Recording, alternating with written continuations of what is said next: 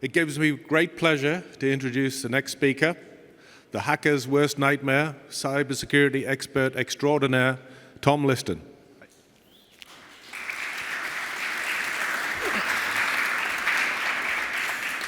Hi there. I wore a tie today so I would look sophisticated and you would think I know what I was talking about. Today we're going to talk about LLMs, or artificial intelligence. I'm going to use the term interchangeably. I know that's probably not politically correct, but I'm going to go ahead and do it anyway. My name is Tom Liston. I've spent the last 2.5 decades doing pen testing, architecture reviews, code reviews, physical security audits, social engineering. For some people, I guess I look trustworthy to most people. I'm the guy that if you go to a coffee shop and you have to go to the bathroom, you ask me to watch your laptop.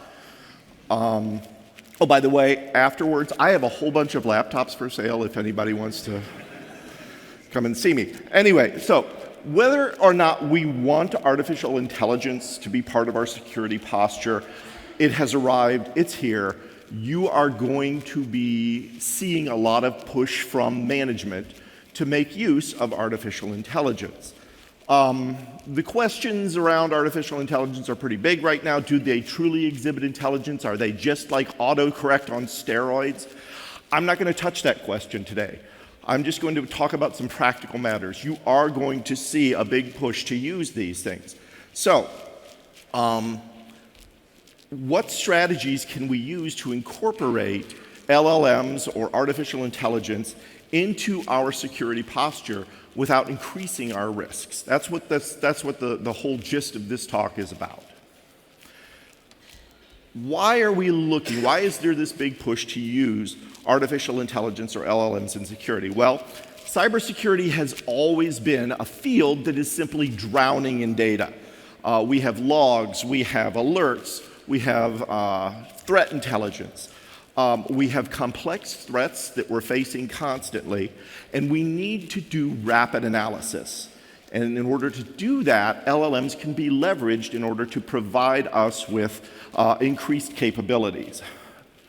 I'm going to very much hit on the idea that we should only be using artificial intelligence and LLMs to augment our current capabilities, not replace our current capabilities. Now, you are going to see a huge push from management to say, hey, we have this LLM. We can reduce headcount. Fight back against that whenever you can. I'm going to constantly talk about keeping human beings in the loop here because it's incredibly important. But LLMs can augment our current capabilities. They can augment the capabilities of our human analysts. They can do repetitive tasks. They can improve our efficiency. They can cut down our mean time to detect and our mean time to remediate. They are powerful assistants, and it would be remiss of us to not make use of these things. The catch. What's the catch of LLMs? Well, or AI? Well, like any security tool, it's a double-edged sword. It can increase your security, or they can decrease your security. And also, like almost any security tool, they can be used by the bad guys as well. So that's something to kind of keep in mind as you look at these things. So what are we to do? How are we to approach this? What's the way we're going to approach this sort of thing? Well, I know. We could ask an LLM what to do. Maybe not. Maybe we shouldn't do that. Why? Well, let me give you an analogy here. Well, maybe. Oh, there we go. All right. This is Mr. John Smith. While his video interview that you had with him seemed a little bit stilted, a little bit stiff, he does seem like the perfect candidate for a remote job in your SOC, a remote overnight job in your SOC. According to his CV, he has a master's degree in computer science, computer security from Miskatonic University, and he hails from Gravity Falls, Oregon. He is absolutely not from Pyongyang.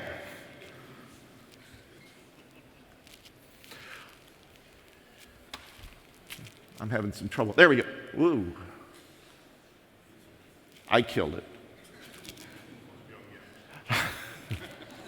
Pyongyang killed it.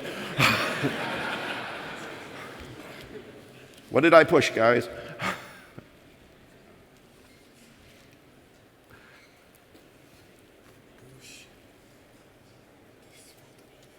that one? Ah, okay. Yeah, that bad things happen if I push that one. Okay. All right. So John seems like a really, really nice guy, but would you let him do his own background check? No, you wouldn't let him do his own background check. So we really shouldn't be going to an artificial intelligence or an LLM and saying, hey, what would be the good, safe, secure way to deploy you in our organization? We got to think about these things. We can't outsource our brains completely to LLMs or to artificial intelligence. So let's talk about what are LLM's capabilities that are really relevant to us in the security business here. Well, what are the key skills, the LLM superpowers? What are they? Well, LLMs can examine large volumes of unstructured textual material, logs, reports, intelligence briefings, and things like that. They can detect nuanced patterns and irregularities in data, things that no human being would ever be able to see because they can hold much more context than we can in our brains at one time. All right?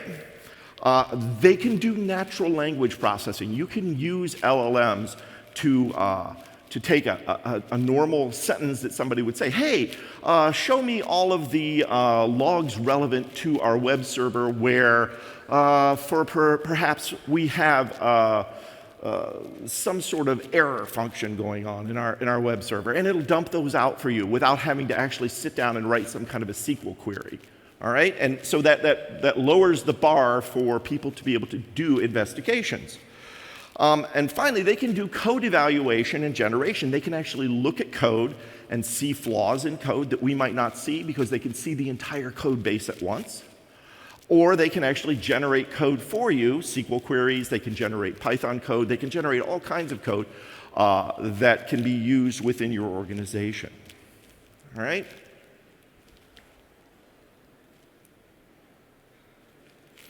Okay, there, well, no. There, well, okay. Ah.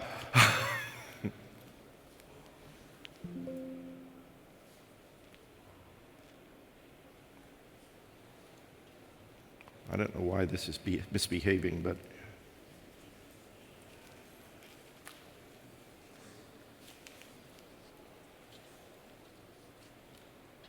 are you changing it back there, or is this changing it?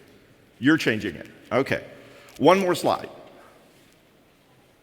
There we go. All right.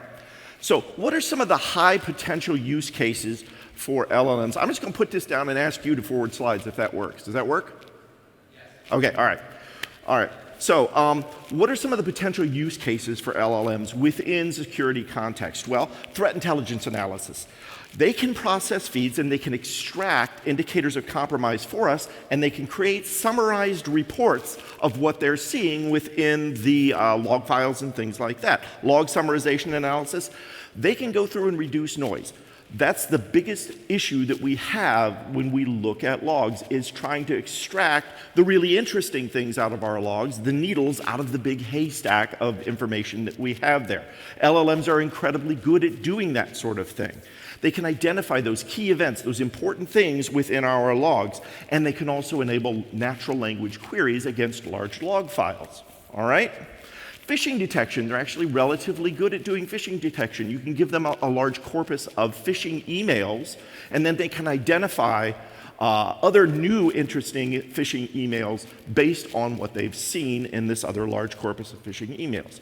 They can do incident report generation. Now, you wouldn't want to outsource incident report generation to this fully, but they can do a draft report for you.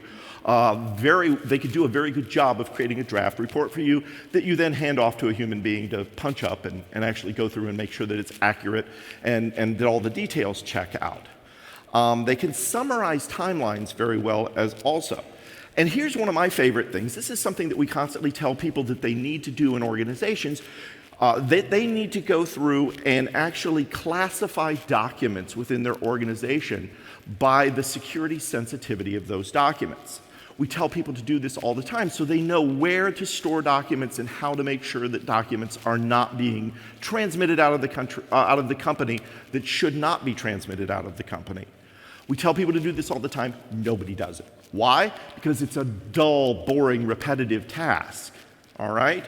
But LLMs are great at doing dull, boring, repetitive tasks. You just have to train them up on what is a sensitive piece of information within your organization. And we're going to talk about that in a little bit, how you can actually train an LLM, and you're going to have to train LLMs in order for them to be useful within a security context. So we'll talk about that in a little bit. The key theme that I really want to keep pounding into everybody here is augmentation. These things should be augmenting your current security practice, not replacing your people. All right? Human validation is absolutely critical. You cannot trust these things, and we're going to talk a little bit from now about why you can't trust them, about some of the issues involved in that. Could we go to the next slide, please? All right. Here's a really good example of where you could deploy an LLM or an AI, and that would be within your SOC. So, for those of you who may not be technical, what is a SOC? A SOC is a Security Operations Center. It's the central hub for monitoring, detecting, analyzing, and responding to threats to your organization.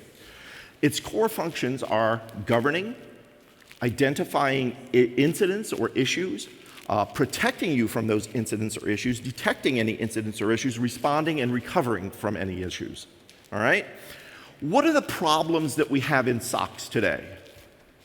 Well, probably the biggest problem in any SOC is alert fatigue. And what that is you constantly are getting alerts over and over again.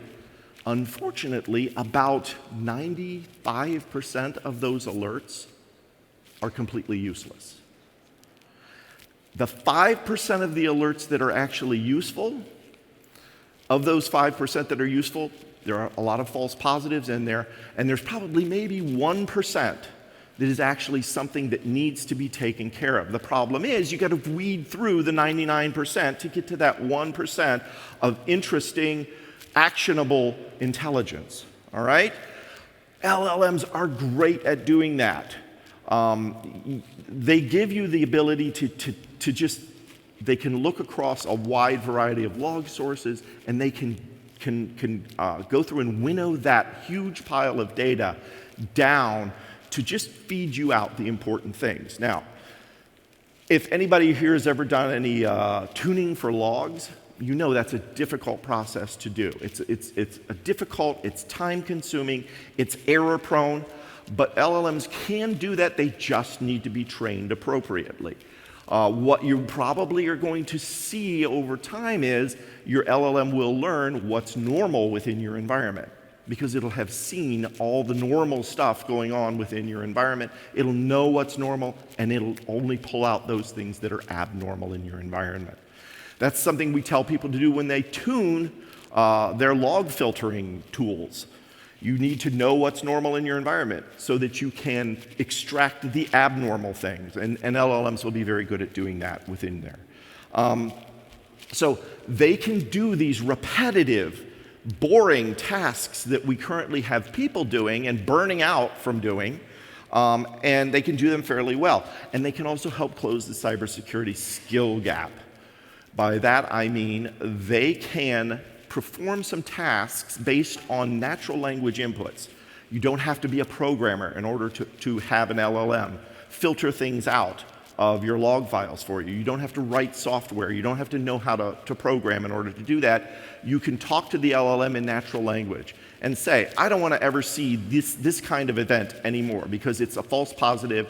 We don't want to see it anymore, and it'll just completely wipe that out of your log files from here on out. It'll just extract that and leave behind all the other stuff. So existing tools help with all of this, but LLMs promise to tackle more complex things, and they provide, what I said before, that natural language-based automation, which is incredibly important as, over time, we're finding it's harder and harder to find technically skilled people who are able to do some of the things that we want to have done in a SOC. Go on to the next slide, please. Okay, so here's the big thing that you need to think about when you're looking at deploying an artificial intelligence or an LLM within your security systems. And that is this. Out of the box, there is not going to be an artificial intelligence or an LLM that's going to help you a lot in your security. They need to be trained. LLMs are great. The ones that we have right now, ChatGPT is great for asking questions that you could go out on the internet and find the answer to, right? Because they've been trained on a corpus of all of the information that's available out there on the internet. But let's go back to one of my favorite topics here, or one of my favorite possible uses for an LLM, document classification. Is an LLM going to know what your organization considers to be sensitive information? No, they're just simply not going to be able to know that. There's no way that they can know that. You're going to have to teach them what is considered sensitive information within your organization. So how are you going to do that? Anybody have any ideas? I'm sorry, what? So you're going to hand them documents that have sensitive information in them and train them on those documents with sensitive information. Does that make anybody's skin crawl just a little bit? All right. It should, because you're going to be handing this LLM all of your sensitive documents so that it understands. It makes sense. The only way it's going to understand what is sensitive is if you show it what's sensitive. All right? So there's two different ways that we can train LLMs. We can do what's called fine-tuning, and we're going to talk about this more in a little bit here. Or we can do what's called RAG, which is knowledge retrieval, and we'll talk about what that means in a little bit. There's two different methods currently for how we do training. So we're going to train them on our data. We're going to hand them a bunch of sensitive documents, and we're going to say, whenever you see this kind of stuff in a document, we want you to mark that document as being sensitive. All right. So most organizations work on different levels of sensitivity of data. For example, there's public information, internal use only information, confidential information, and restricted information. Okay, so we're just going to use those as levels of sensitivity for data. Low sensitivity, public threat feeds, things like that. That's the kind of thing that you would use as a public data or low sensitivity data. Medium sensitivity data might be internal policies of vulnerability scan results where there's no code involved. High or very high sensitivity data might be your internal logs, your emails, your incident details, source code, or your confidential documents. All right, so we're going to look at those three levels of information sensitivity and kind of try to make some decisions as to what's the best way to deal with that when we're deploying an LLM or an artificial intelligence within our environment. So for most high-value security tasks, you're going to require an LLM to actually access sensitive data of some kind. All right, and in doing so, that's going to trigger some very significant security and privacy concerns. And so we need to look at a good and efficient way of dealing with this fact that we have to teach the LLM using sensitive data while not actually increasing our risk because we did that. Could we go to the next slide, please? All right. Customizing an LLM, like I said, out of the box, ChatGPT isn't going to do you any good. All right? None of the LLMs out of the box are going to do your organization any good in the security context without being trained. Fine-tuning versus RAG. Why do we need to customize? Well, we need to customize the LLM to teach it our organization-specific context and terminology and tasks and information. It needs to know what is sensitive within your organization in order to be able to decide which of these documents are going to be containing sensitive information. So let's talk about the two different kinds of training. Fine-tuning. Fine-tuning retrains the LLM itself.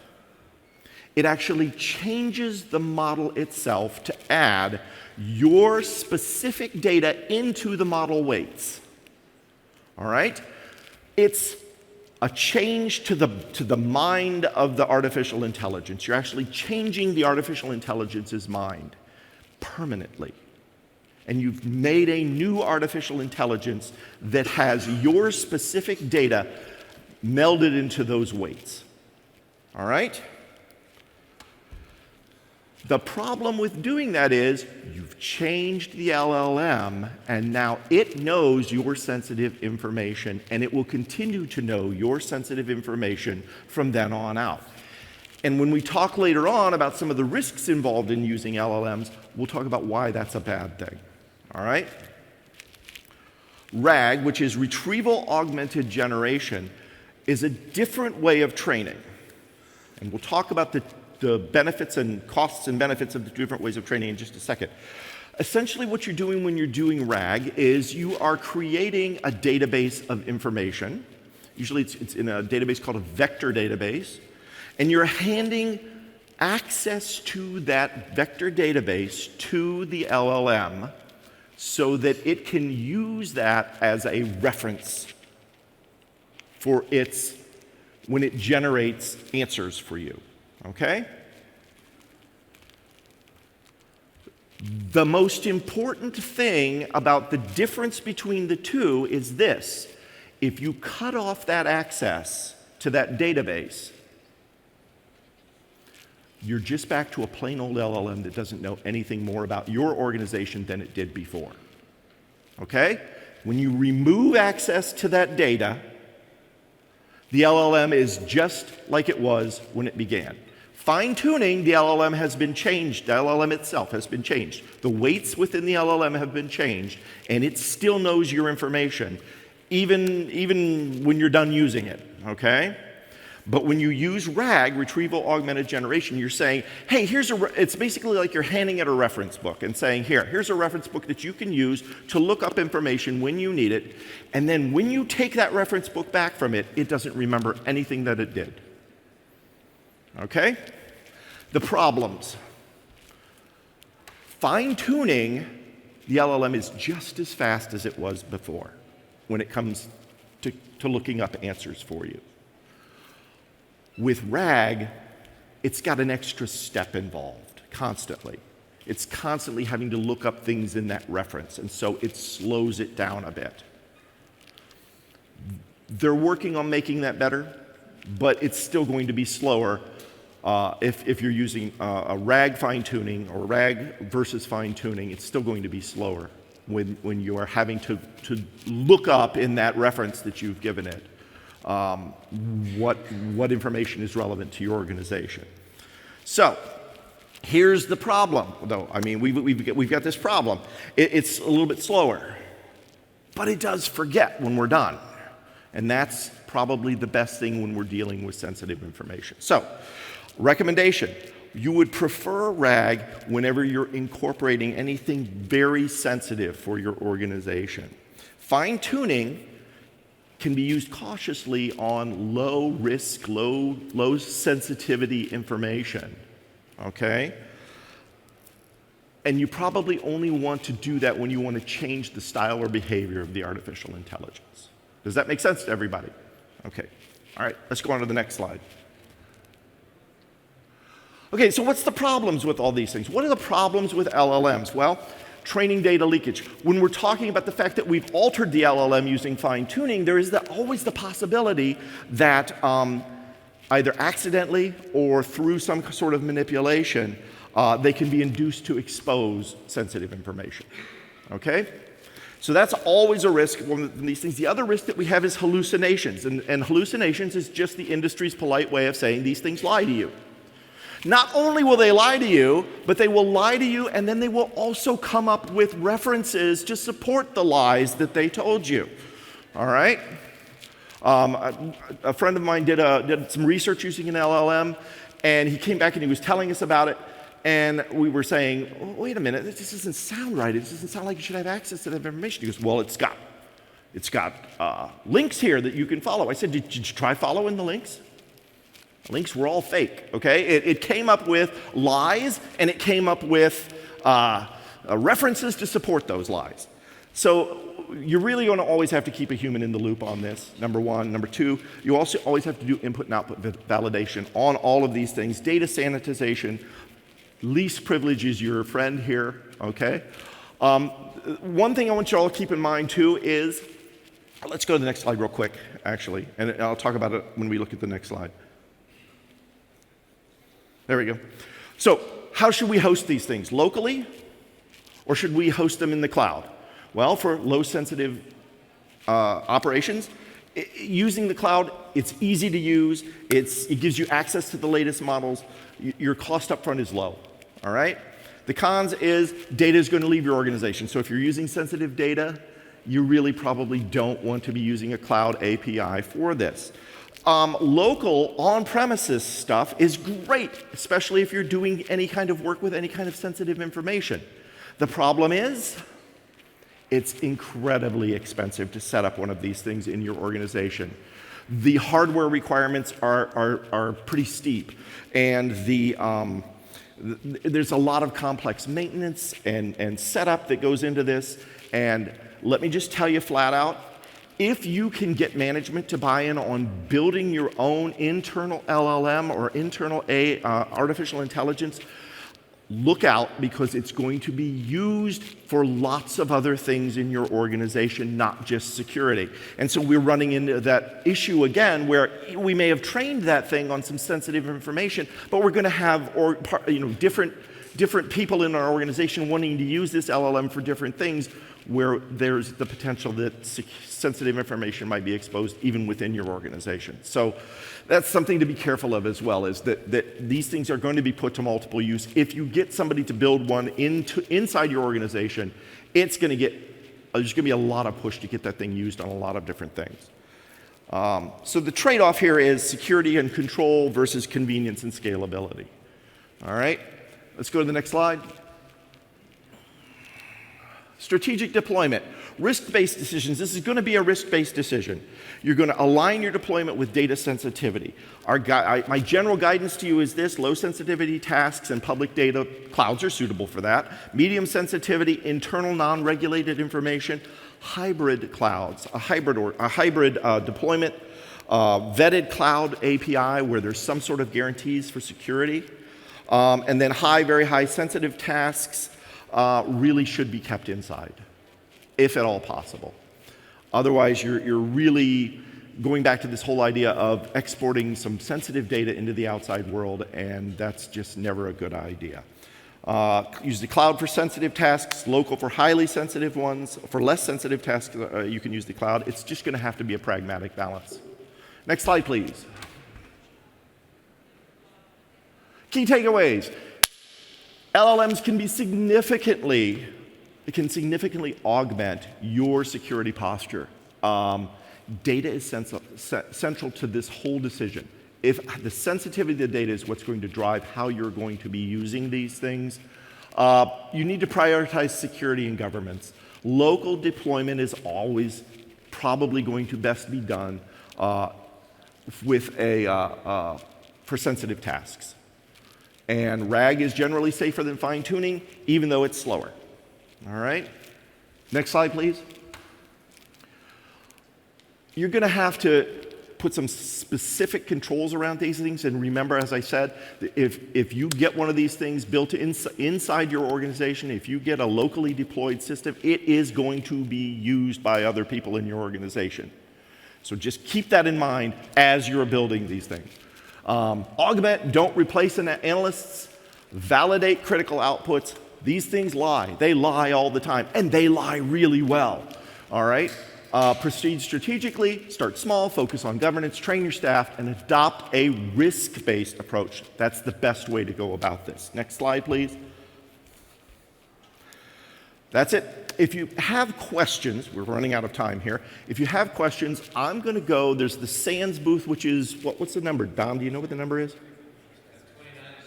F29, straight down the hallway out there. That's where I'm going to go straight after this talk. If you have questions and you want to come talk, I'll be standing out there waiting to answer any questions, wearing my tie. All right. Thank you, Tom.